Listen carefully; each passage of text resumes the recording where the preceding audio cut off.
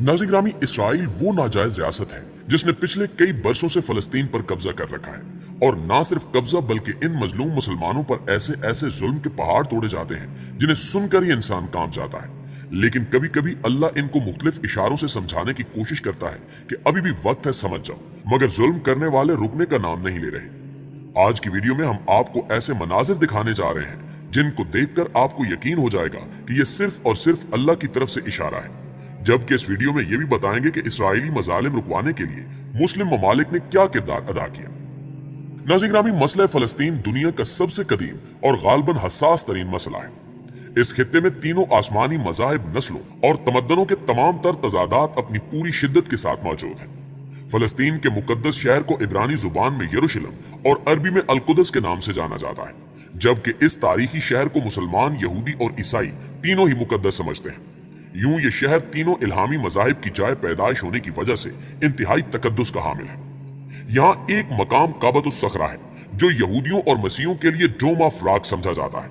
मुसलमानों का अकीदा है कि पैगंबर इस्लाम मोहम्मद मुस्तफ़ा सल्लल्लाहु अलैहि वसल्लम सफरे महराज पर यहीं से तशरीफ लेकर गए थे, जबकि इसी मकाम पर मस्जिद अक्सा वाक़ है और इब्तिदाए इस्लाम में यही मस्जिद मुसलमानों का किबला रही, इसलिए मुसलमान मस्जिद अक्सा को किबला अव्वल भी कहते हैं।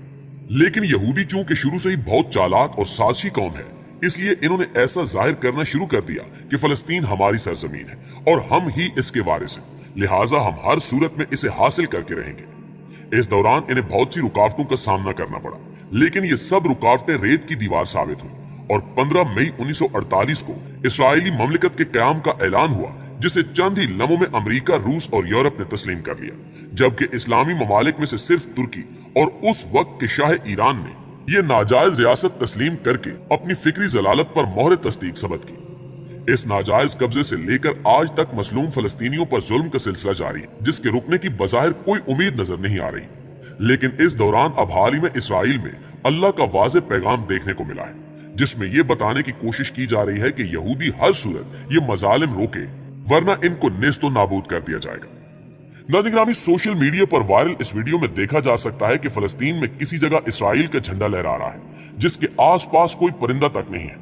लेकिन हम देखते हैं कि कुछ ही लम्हों में चंद कौवे नमूदार होते हैं और बेदर्दी से इसराइल के झंडे पर हमला कर देते हैं, यहाँ तक कि पूरे झंडे को नोच नोच कर तबाह कर देते हैं और फिर उड़ जाते हैं। इस वीडियो को देखने के बाद ये सवाल पैदा होता है कि ना तो झंडा खाने वाली चीज है और ना ही यहाँ कोई गोश्त का टुकड़ा था, फिर ये कौवे बेदर्दी से इस झंडे पर क्यों हमला आवर हुए। इस हवाले से उलमाए कराम का कहना है कि हो सकता है काबिल की तरह ये हमारे लिए भी इशारा हो कि इस रियासत ने कैसे खत्म होना है और फिर इसे किस हालत में छोड़ना है,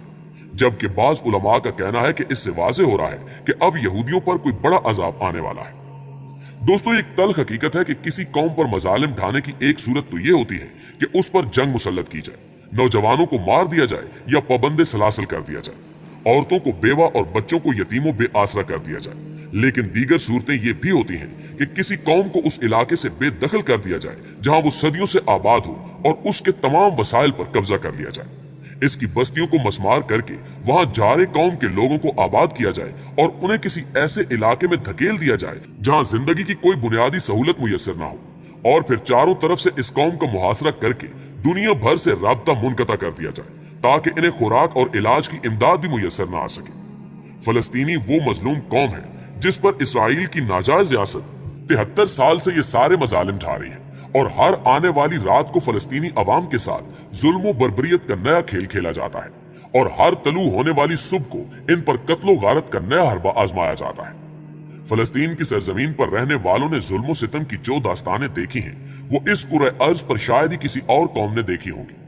अब तक मासूम बच्चों, जवानों, औरतों और बूढ़ों समेत न जाने कितने अफराद लुक़्मे अजल बन चुके हैं, लेकिन आलमी ज़मीर फिर भी बेहिस और खामोश है। साम्राज्यी ताकतें एक तरफ इसराइल को माली और फौजी इमदाद मुहैया करके मौके फराहम करती हैं कि वो फलस्तीनियों पर ना खत्म होने वाली जंग मुसल्लत करें, इनकी आबादियां मुस्मार करके वहां यहूदी बस्तियां बसाए, और दूसरी तरफ दुनिया को बेवकूफ बनाने के लिए आए रोज मुज़ाकरात और अमन मुआहदात का ढोंग रचाती हैं। मगर दूसरी जानिब ये यहूदी मस्जिद अक्सा पर कब्जे के लिए नई से नई कोशिशें करते रहते हैं। लिहाजा इसी मकसद के लिए इन्होंने इसराइल की एक अदालत में यह दरखास्त भी दे रखी है कि हमें भी मुसलमानों की तरह मस्जिद अक्सा में इबादत करने का हक दिया जाए और अगर हमारी इस दरखास्त को मंजूर न किया गया तो हम मस्जिद अक्सा में तबाही मचा देंगे,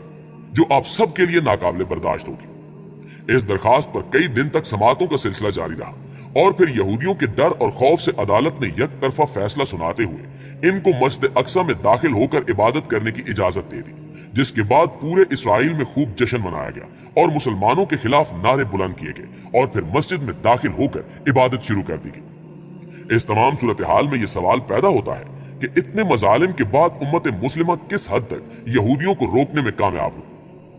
नाज़रीन ग्रामी, फलस्तीन वो जगह है जहां नबियों का इज्तिमा हुआ था,